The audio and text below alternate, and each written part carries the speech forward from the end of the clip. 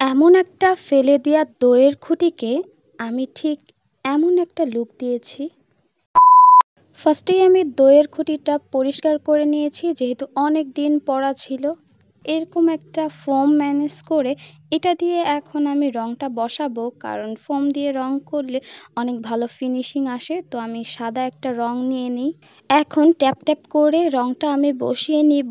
তুলি দিয়ে রং করলে কিন্তু এরকম সুন্দর ফিনিশিং আসে না, সব জায়গায় এইভাবে বসেও না।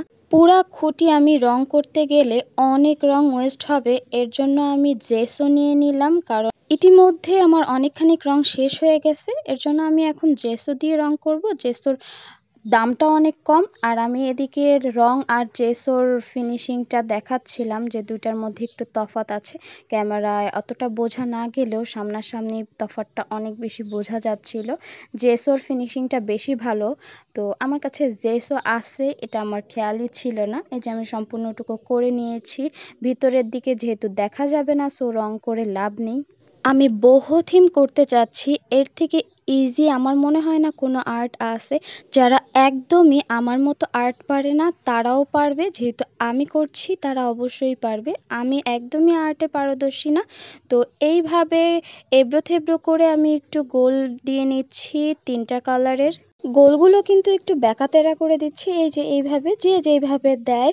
তো আমি এই 3টা কালার করার পর এর উপর দিয়ে কালো রং দিয়ে এখন কিছু একটা আর্ট করব।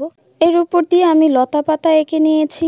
এই আর্ট দেখলেই কিন্তু বোঝা যায় আমি আর্টের এও পারি না, তারপরেও কিন্তু যতটুকু করেছি খারাপ কিন্তু লাগছে না।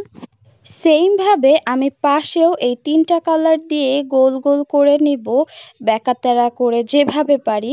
মানে আমার তুলিতে একটু নষ্ট হয়ে গেলেও আমি সেটাকে একটু ঠিক করে নিচ্ছি, কারণ এটা সম্পূর্ণ গোল হতে হবে এমনটা কিন্তু না। আমি আগে যেই 3টা কালার ইউজ করেছিলাম এখনও সেমভাবে করে এর মধ্যে একটা ফুল আর্ট করেছি। অফ ক্যামেরায় আমি সম্পূর্ণ খুঁটিটাই ছোট বড় ফুল দিয়ে এভাবে কমপ্লিট করে ফেলেছি।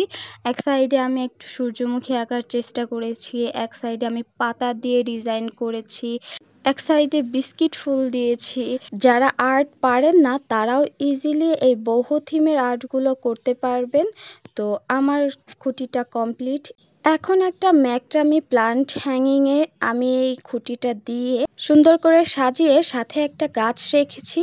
গাছের পাতাটা পিঙ্কিশ হওয়াতে খুব সুন্দর করে কিন্তু কমপ্লিমেন্ট করছে এই খুঁটি আর ম্যাক্রামি হ্যাঙ্গিংয়ের সাথে।